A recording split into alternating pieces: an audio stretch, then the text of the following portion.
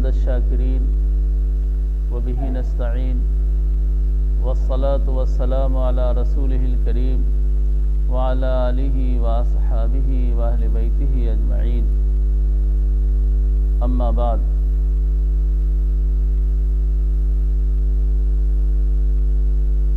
برادران گرامی، بزرگان محترم، دینی بھائیوں،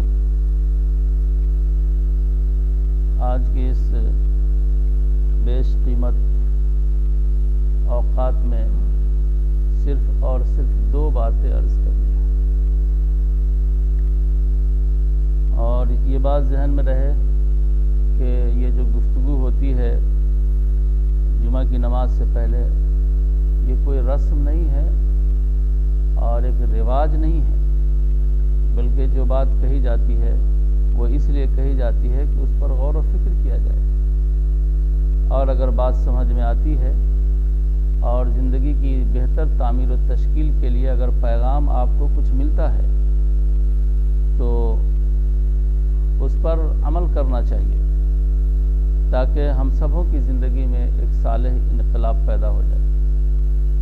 نمبر 1، پوری دنیا میں، پوری دنیا کی بات کر رہا ہوں، پوری دنیا میں مجموعی طور پر دو طاقتیں ہیں، تیسری کوئی طاقت نہیں ہے۔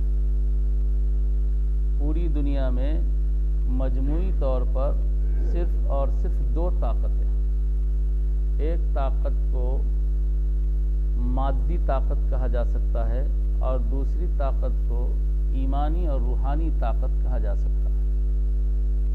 تو گویا کہ کل ملا کر دو طاقت، ایک مادی طاقت ہے اور ایک ایمانی طاقت ہے، روحانی طاقت ہے، سیرت و کردار کی طاقت ہے۔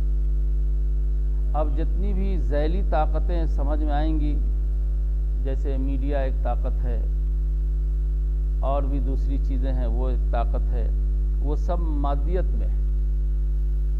تو کل ملا کر کے پوری دنیا میں مجموعی طور پر صرف اور صرف دو طاقتیں ہیں، ایک مادی طاقت ہے اور ایک سیرت و کردار کی طاقت ہے۔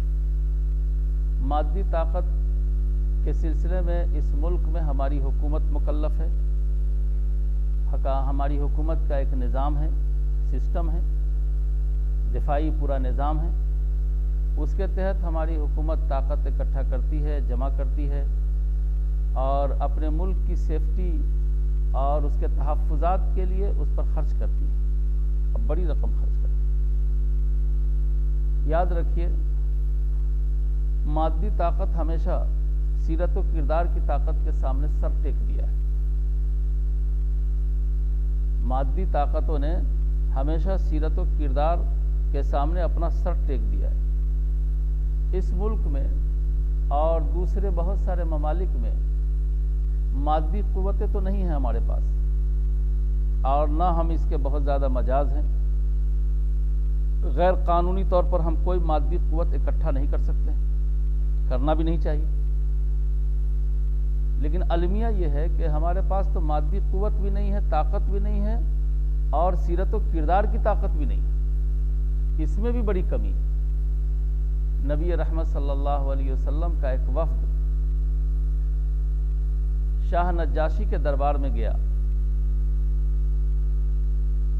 اس کی مخالفت میں نبی رحمت صلی اللہ علیہ وسلم کے حریف دشمن، اس کا سرغنہ ابو سفیان، جو اس وقت مسلمان نہیں ہوا تھا، وہ بھی نجاشی کے دربار میں پہنچا اور نجاشی سے یہ کہا کہ جو وفد آیا ہے، اب محمد رسول اللہ صلی اللہ علیہ وسلم نے بھیجا ہے، اس وفد کو آپ میرے حوالے کریں، اس کو ملک میں بسنے نہ دیں۔ تو نجاشی نے پوچھا کہ جس محمد نے ہمارے پاس وفد بھیجا ہے، تم یہ بتاؤ کہ وہ محمد کیسا آدمی ہے؟ تو بڑا سے بڑا دشمن جو ابو سفیان تھا اور بڑا دشمن تھا، اس نے نجاشی کے دربار میں کہا کہ نہیں، محمد صلی اللہ علیہ وسلم تو بڑے سچے ہیں۔ کہا ان کے عدل کا کیا معاملہ ہے؟ کہا بڑے انصاف پرور ہے۔ کہا ان کی امانت کا کیا معاملہ؟ کہا انتہائی درجہ کے امین ہے، وہ خائن نہیں۔ اب بھلا بتائیے، پورے حبشہ کا بادشاہ نجاشی نبی رحمت صلی اللہ علیہ وسلم کے سیرت اور کردار اور اخلاق کو سن کر کے ابو سفیان کو واپس کر دیا کہ جب محمد ایسا کردار اور کریکٹر کا انسان ہے تو اس کے وفد کو ہمارے یہاں رہنا چاہیے اور اس وفد کی بات کو ماننا چاہیے۔ میں نے مانا کہ میرے پاس طاقت نہیں ہے، قوت نہیں ہے، ہم طاقت و قوت کا بیجا یا بجا استعمال کرنے کی پوزیشن میں نہیں ہیں، لیکن کم سے کم با اخلاق، با کردار اور سیرت، حسن سیرت کے ساتھ زندگی گزارنے میں ہمارے لیے، آپ کے لیے کیا نقصان ہے؟ کیا نقصان ہے؟ المیہ اس وقت یہ ہے کہ ہمارے پاس تو مادی قوت بھی نہیں ہے اور سیرت و کردار کی قوت نہیں ہے۔ آج ایمانداری کی بات یہ ہے، ایمانداری کی بات یہ ہے کہ حق بولنا جرم بن چکا ہے، سچ بولنا جرم بن چکا ہے۔ یہ جتنے حاضرین ہیں، اگر آپ کو سچی بات بتانا ہو اور حق بولنا ہو تو 1000 بار سوچنا پڑتا ہے کہ اس آدمی کے پاس میں بولوں کہ نہیں بولوں۔ جب ہمارا سماج، ہمارا معاشرہ، ہماری سوسائٹی اس قدر ذلت و پستی پر آ جائے گی کہ حق بولنا جرم بن جائے، سچ بولنا جرم بن جائے اور سچ بولنے کے لیے 1000 بار سوچنا پڑے، آپ اندازہ کر سکتے ہیں کہ اتنا بیمار سماج دنیا میں نہیں ہوگا۔ کیا آج ایسی بیماری ہمارے سماج میں نہیں ہے؟ ہر دن ہم کو اور آپ کو واسطہ پڑتا ہے کہ ہم سچ کہاں بولیں، کس کے پاس بولیں۔ ایک دو منافق کا مسئلہ نہیں ہے، ایک دو کا معاملہ نہیں ہے، آوا کا آوا بدبودار بنا ہوا ہے، آوا کا آوا سڑا ہوا ہے۔ ایسے بدبودار ماحول میں بچ کر نکلنا کوئی سہل اور آسان کام نہیں ہے۔ تو کہنے والوں نے جو کہا ہے کہ اس وقت ملت اسلامیہ ہندیہ مادی قوت سے بھی کچھ نہیں ہے اور اخلاق و کردار اور کریکٹر کی طاقت بھی نہیں۔ جب ہم اس حد کو پہنچ جائیں گے اور ہمارے یہ احوال ہو جائیں گے تو کیا آپ یہ سمجھتے ہیں کہ ہم اب ملک میں اپنا وزن پیدا کر لیں گے؟ اب ملک میں ہم قیمتی بن جائیں گے؟ اب ملک میں ہماری حیثیت تسلیم کر لی جائے گی؟ نہیں۔ ہمارا مسئلہ تو گاؤں کا، آواپور کا، علاقے کا تو ہے نہیں، ہمارا تو ملکی مسئلہ ہے کہ ملک میں آپ کرایہ دار نہیں ہیں، ملک میں آپ حقدار ہیں۔ تو حقدار ہونے کی حیثیت سے ہمارے اور آپ کی پوزیشن کتنی باوزن ہوگی، کتنی اہمیت رکھے گی، اس کا جائزہ، اس کا احتساب ہم سب کو کرنا ہوگا، ہم سب کو سوچنا ہوگا۔ میں جو بات کہہ رہا ہوں آپ خدا را محسوس کیجئے، جتنے ساتھی ہیں، ہم میں کا کوئی ساتھی نہیں ہو چہرہ دیکھ کر، منہ دیکھ کر، آدمی دیکھ کر ایک دوسرے سے بات کرتا ہے، سچ بات بولنے کی پوزیشن میں نہیں ہے۔ پتہ نہیں یہ کیا کرے گا، یہ کہاں جا کے پن مارے گا، یہ کہاں جا کے ڈنک مارے گا، اور یہ کہاں جا کے پیٹرول چھیٹے گا، اور یہ کہاں جا کر کے فتنہ پیدا کرے گا۔ یہ ایک دو کا مسئلہ نہیں ہے، مسئلہ آبادی کے اکثر لوگوں کا ہے۔ تصور کرنا مشکل ہے، سوچنا مشکل ہے۔ ایسے ماحول میں کیا آپ یہ سمجھتے ہیں کہ ہمارا سماج وزنی ہو جائے گا، ہمارا سماج اچھا ہو جائے گا؟ نہیں میرے بھائیوں، میرے دوستو، اب بھی وقت گیا نہیں ہے۔ ہمت کیجئے، حوصلہ پیدا کیجئے، ہمت کیجئے، اپنے اندر صالح تبدیلی پیدا کرنے کی کوشش کیجئے اور اپنے آپ کو سیرت و کردار کے سانچے میں ڈھالیے، تب جا کر کے ہم ملکی منظرنامے میں ہمارے احوال کچھ اچھے ہو سکتے ہیں اور ہماری قیمت بڑھ سکتی ہے، اور ہم اس ملک میں بسنے والے دنیا انسانیت کے لیے ہم ایک پیغام بن سکتے ہیں۔